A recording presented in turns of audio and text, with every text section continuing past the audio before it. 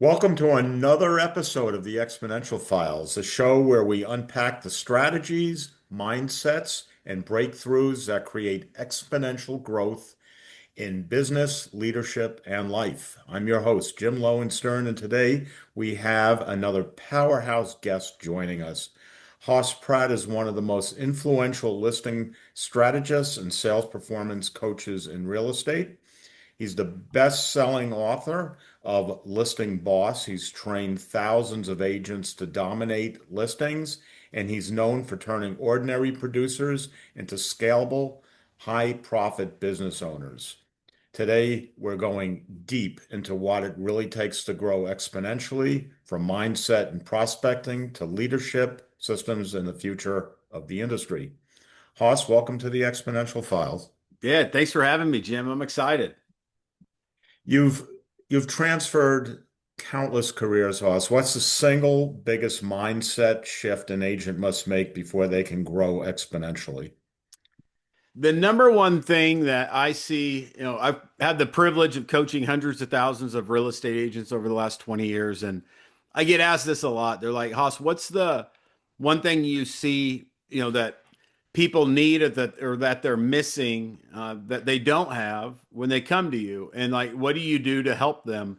And my answer may surprise you, but the one thing that I see that most people don't have or they're missing that is a very simple thing is people do not know what they want. They don't know. And so they think, well, I just want to grow or I just want help to take listings, but they don't know how many listings or they don't know how much they want to grow. They don't have a crystal clear vision of what their burning desire is. And so that's always the first thing I do is help an agent understand that of getting very clear with what their desire is and what they want. Because you know that's half the battle. Even as you grow, as a business owner, as a real estate agent, at every level, you got to get clear with what that next level is. And so my answer is knowing what you want is the biggest challenge that people have. Okay. You say that listings equal leverage, right? Yeah. Why do agents resist becoming true listing leaders, even though it's the fastest path to exponential growth?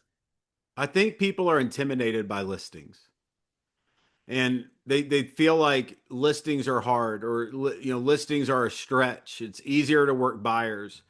When in fact it's the opposite. When you have listings and you have a listing based business, it gives you leverage in so many ways because you're able to have more control over your time. Like you're able to not have to work weekends, not have to work the evenings. You can treat this much more like a 9 to 5 job as a listing based agent. If you're working buyers, you're working when the buyers aren't working. So it's a lot harder to manage your time whenever you have buyers. And so what I find is and that's what I specialize in is as a coach is helping real estate agents take listings and do it in a short period of time. And what they will experience is they're able to work less and make more money in this business. But the challenge that I have to have help agents overcome is that idea that they can become a listing agent. But I find that a lot of agents are intimidated, whether it be by the process of how to go get the listings, or they don't feel like they're worthy of the listing. They don't know why the prospect should use them instead of their competitor. They don't know their unique selling propositions. All of those things are easily trained, and coached. When I equip them with that, they're able to see the light. I mean, I'll tell you this, Jim, just in the last week, I have two 18-year-olds that I've worked with to help that are brand new to real estate. They decided they're not going to college, they're going to get their real estate license. They get into real estate, and each one of those 18-year-olds in different markets, each one of them took 7 listings in the last week each. So think about a listing a day, 7 listings or more because they're not working the weekend. So, but 7 listings in 5 days. Two 18-year-olds that are brand new to real estate. I talked to another client yesterday who's 24 years old that took 3 listings this week. And you think about that, and it's like, you know, well, how can they do that? Well, number one, they didn't know that they were not supposed to. I think that's a big part of it. The standard we have in the industry, the idea of taking 7 listings in a week is like, wow, how can I do that? Where do I even start? Where, these people that I'm talking about, they didn't have a story built in their mind of what they could or could not accomplish, and I think that's a big part of it. I know that was for me early on when I first got into real estate. My record month was 30 listings in 30 days. I was 23, 24 years old, and selling in Dallas, Texas, in a market where I didn't know a single soul. And looking back, you're like, oh, how'd you do that? Well, I didn't know I wasn't supposed to do that. And I think that's a big part of it is, where, you get seasoned agents, they have an idea. Maybe they've been in business a long time. They've never taken, more than 3 listings in a week. And the idea of taking 5 is overwhelming, or, they don't know how they're going to go about doing it. So I have to help agents overcome those mindset blocks that they have to be able to set them free. But no doubt, inevitably, we will get them to a point where they are able to take listings, a lot of listings in a short period of time, and they will work less and make more. And they will have the ultimate leverage of time and money in their real estate business. What's the best prospecting strategy right now for agents who want predictable listing flow? Right now, as of this recording, we are on, in December of 2025. The biggest expired and canceled day of the year is coming up on January 1st and December 31st. Those 2 days are the biggest expired and canceled days of the entire year. So the greatest opportunity for an agent in the month of December is to have an expired and canceled system. They can go out and capture the market because there's going to be a lot of them coming on, especially now. A lot of these markets have shifted. They're continuing to shift. A lot of these markets are around the country are experiencing record-breaking inventory. Homes are sitting longer. Homes aren't selling as fast, not getting as many showings. And that's really where we are in a lot of the markets. And so in 2026, the greatest opportunity for a listing agent is the expired and canceled niche, because I think we'll have more expireds and cancels in 2026 this year than we have the previous decade, maybe multiple decades. If you were building a mega team from scratch today, what are the first 3 moves you'd make? I would align with a vehicle that allows me to do multiple things. So that provides me the ability to get revenue share off of my organization. So I wouldn't go build a mega team in the traditional sense. I would build an organization because that allows you to think global, not local. It allows you to build, a large organization that you get compensated off multiple people's transactions that are in that organization. That a company that allows you to get stock or equity, and a company that has good, healthy splits that allows you to sell a lot of houses without paying an arm and a leg to the broker. And so there's several different companies out there right now that allow that type of model. And I think in where we are in this day and age of real estate, it is paramount to an agent's success to align with a brokerage that does those 3 things, that gives them revenue share, that gives them stock or equity into the company, that gives them a healthy split so they're not paying the broker an arm and a leg. Because I believe that's the model of the future. There's multiple stories and testimonies out there of other agents that had big mega teams with 50-50 splits and that type of thing. But that's an old model. I think, the new model is that where you can run a lean, mean operating machine, achieve freedom in your real estate business like never before. And so I would align with a company that allows you those 3 things. It's interesting. You mentioned something about the 18-year-olds getting 7 listings Yeah. in a week or something like that. And then you said something about and not working on the weekends or something Yeah. about the weekends. Can you elaborate on? why you mentioned the weekends as like a time not to work? No, just other than the fact of you don't have to work the weekends. You don't have to work Saturdays. You don't have to work Sundays. You don't have No, to I'm just work. wondering, was that part of their business plan when they came to you and said, we're going to work hard, but we're not going to work on the weekends? Or is that something that you suggest? Like, It's what I suggest in the sense of having balance in this business. This business is designed, to fund our life, not to be our life. And it's important to have, boundaries around the business. Otherwise, like the 18-year-olds, they don't have the challenges, let's say, that I have, where I have three daughters and I'm married and I'm involved in sports and extracurricular activities and I want to be present with my children, like, I have a different purpose today, but like, I think it's just having an understanding that you treat this business like a job. You treat this business like a business, not like it's something that runs your life. And so does that mean you don't have to work weekends? I mean, sure, you can go in on Saturdays, but like, you know, you don't have to. Like, do what you got to do Monday through Friday, do it the right way, and you'll be able to build a business that funds your life, not a business that runs your life. And I think that the relationship that people have to the business is important. Jim, like I've seen a lot of relationships destroyed in real estate, husbands and wives getting divorced because it was stressful or they ran out of money or they didn't see enough of the spouse. Like, and so, family is important to me, not only my family, but my clients' families and the real estate agent's family. Like, you can do both. It doesn't need to consume 80 hours a week. All you need to invest in is, 40 hours a week at most to be able to run a healthy business. And so, but that's through a listing based business, that it's harder to do that if you're running a bunch of buyers around every evening and every weekend. So, as as a coach that focuses on listings, that's a pillar of mine is, run it like a business and, take that time off for yourself, for your family, and you absolutely can. how would you coach someone who says they want big results but avoids big action? I would ask that person, what did you do best? What was your absolute best year that you've ever had?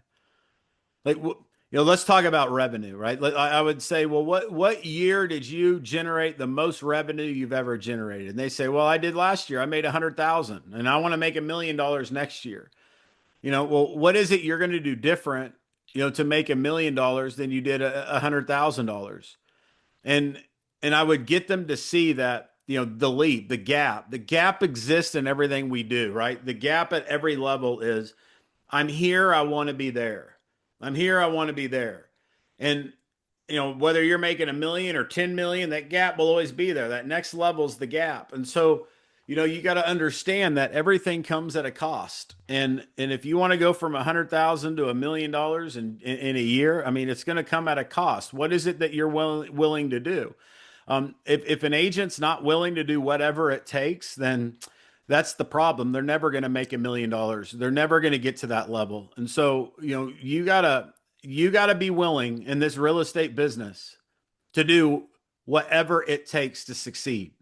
And that is an important mindset that every agent has. I mean, you know, whether you want to or not, it doesn't matter really what you want. What matters is what has to be done. Like let's talk about the mega teams. Let's talk about growing a team. There's seasons in the growth where you as the team leader is going to probably have to do things that maybe you don't want to do. Maybe you got to get back into production for a season. Maybe you got to go on listing appointments. Maybe you got to go show some buyers for a season. Like and that you see that in growth, right? As You big don't teams think are that's a step back if you're a leader of a team and you're out no, of production? no, Because it seems like everyone wants to be out of production, yeah. live off of rev But to share. get out of production, you also got to be willing to get back into production for a period of time. Okay. I'm in production. I have no problem with it. I'm Yeah. not running around with buyers, but yeah. Yeah. If an agent only had $1,000 to build brand presence this month, where would you tell them to invest that money for the I would tell them to optimal? acquire a list of data. So the best way to spend that $1,000 is not spend it on postcards. That's not going to get you far. You're not going to be able to go beyond a month of postcards for $1,000. So if you have $1,000, what you do is you buy data. You acquire data. Data of who? Data of a specific target market of people that want to either buy or sell homes. And so, like take the expired example, right? So you can get a list today of every expired and canceled in your market with their phone numbers and email addresses and contact information.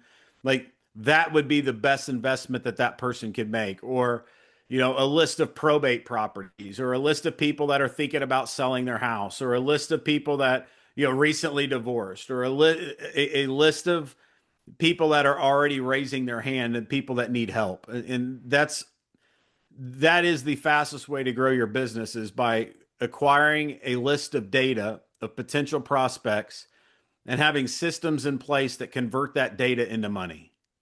Any suggestions for our viewers where they get the list?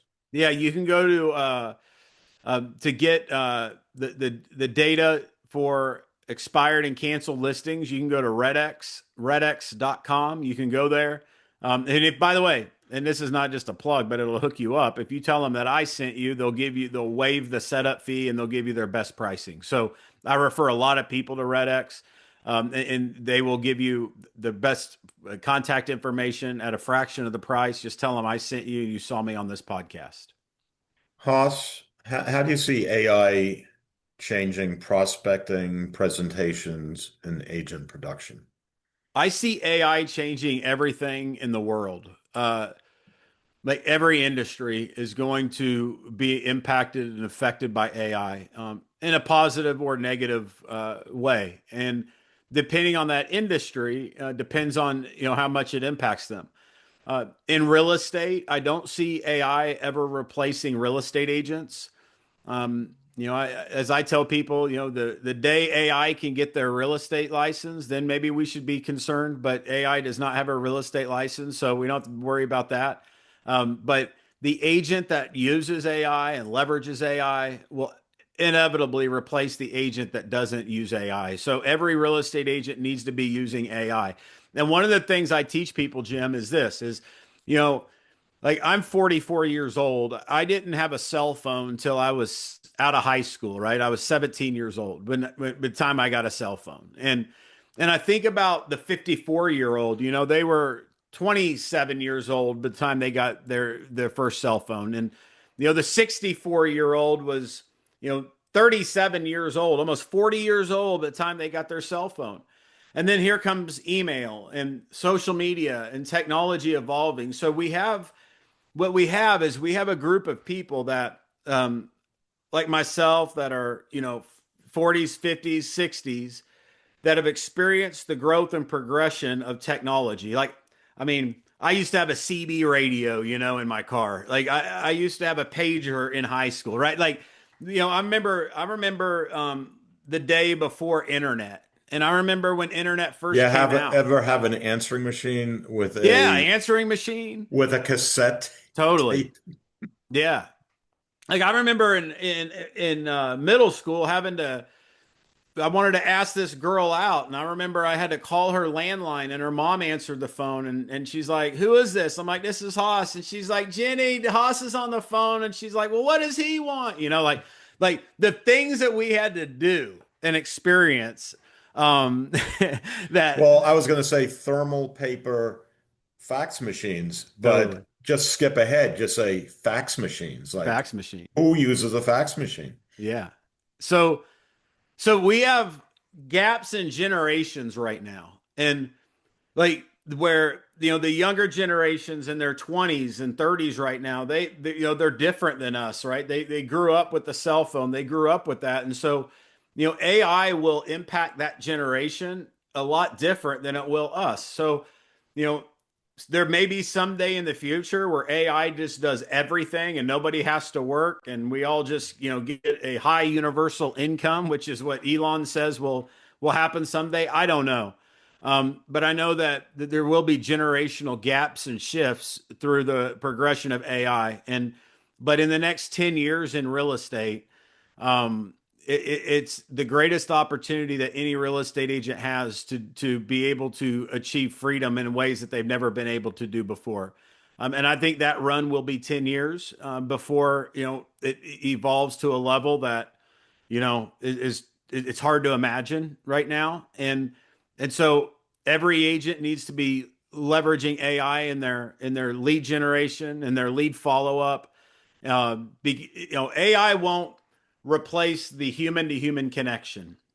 And so the way to think about AI is it's going to it's going to be the front end. So it'll handle, and it should in every agent's business, it should handle everything from the initial conversation, right? So you should use it to get more people on the phone to have that one-on-one conversation with them. You should use it to qualify your prospects. You should use it to sift and sort through leads and through prospects and through data. And that's where we are now. We're at a time where you're using it to do the things that we used to have to do the old fashioned way, but it will not replace the human. People will not buy real estate today or in the near future through AI.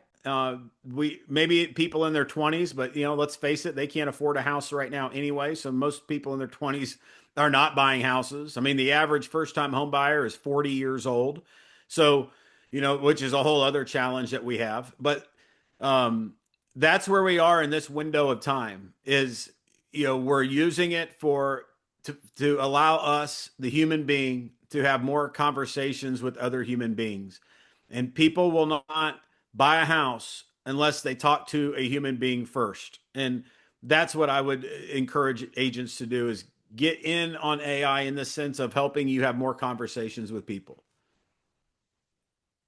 Great. Hoss, where do you see the biggest opportunities in real estate over the next 3 to 5 years? Um, I think the listing business is the greatest opportunity because we're going to see more inventory than we have in many, many years. And within that target Which is market, just the opposite of what we've experienced for a very exactly. long time. Yeah. And I guess the follow-up question be why do you think there's going to be a lot more inventory? Because I think home prices are so high right now that they're so high. Home prices need to come down to have a healthy market. I mean, you can't have a healthy real estate market with the average first-time home buyer being 40 years old. I've been in real estate 25 years. I've always been told that to have a healthy market, first-time home buyers need to have an entry into the market, and right now they don't. And so home prices will be adjusting, over the coming years. I don't have a crystal ball, but using AI and experts and smart advisors. I mean, that's what I believe too. And interest rates are still up there. They're not coming down to the level that they were. I don't see them coming down. And construction costs. I mean, it just costs a Exactly, lot to build. it's a lot. Everything's a lot, and so I think in the greatest opportunity is in listings, and I mentioned expired and canceled.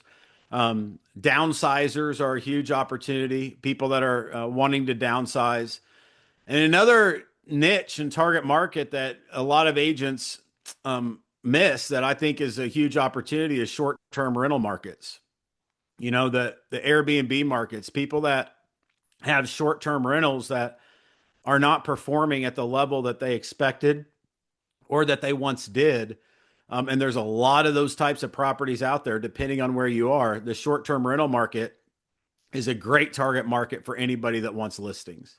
And I would like to make one suggestion to add to the list, and that's investment properties in general as not necessarily a substitute for 401ks, but I know a lot of people that have made far more money investing in real estate than putting it into the stock market. Absolutely. Even with paying the taxes now, Yeah.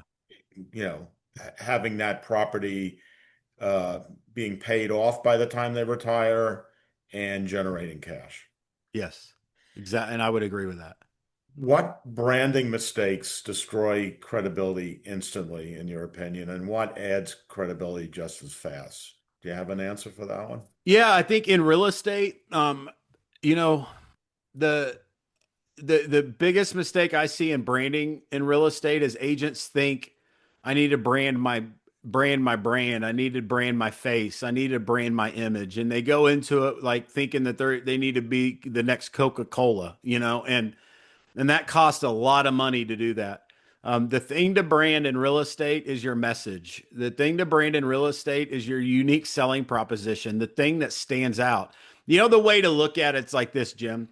You think about, and I travel a lot, but like you think about the top real estate agents in the US. Like, I mean, I'm talking about the top, the people that, have mega teams that are scaling, and you are driving down the road and you see their billboard, and what does that billboard say?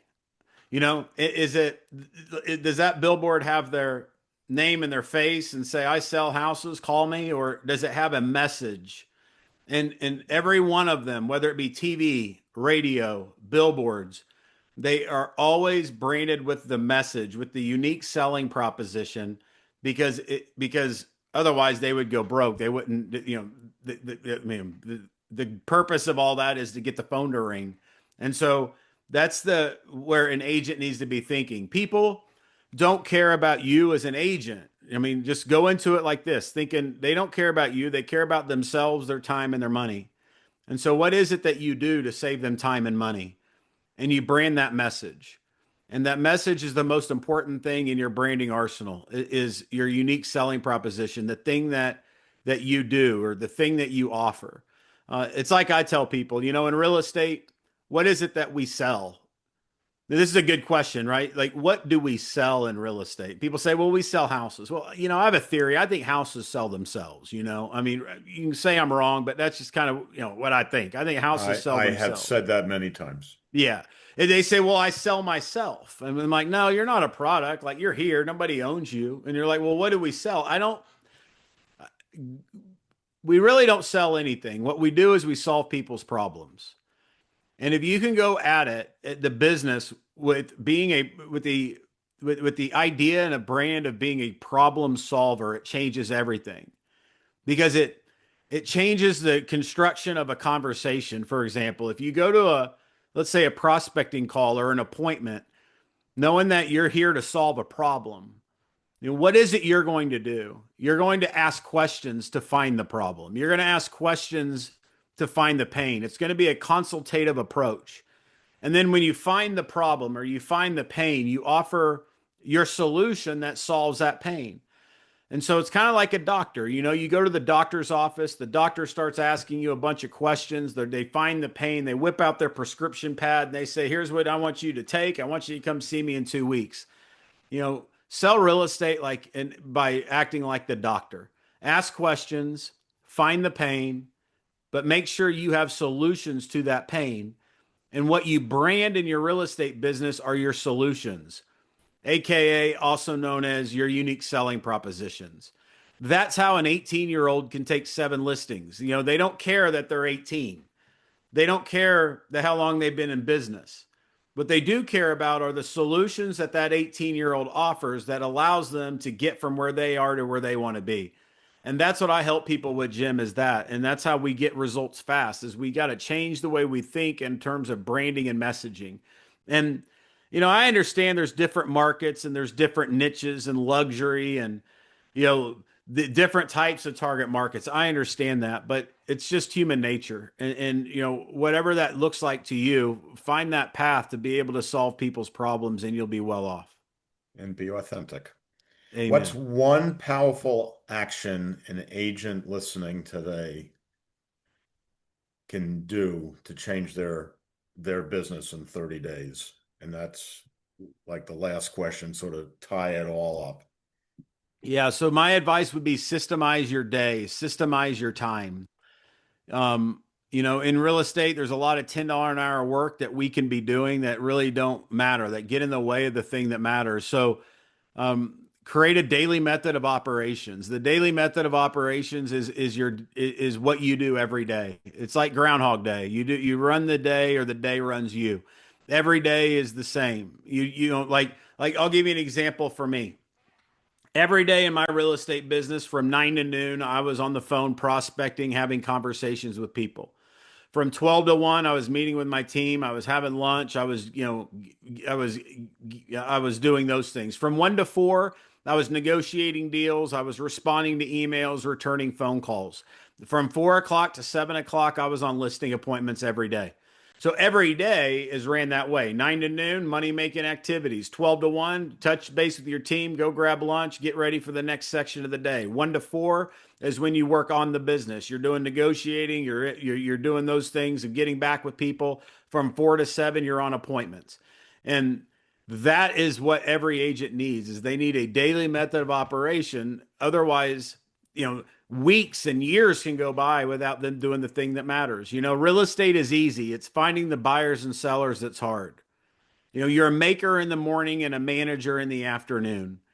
And so that would be my advice, is go into the new year with a daily method of operations, targeting specific target markets of people that are raising their hand that want to sell, and take it one day at a time.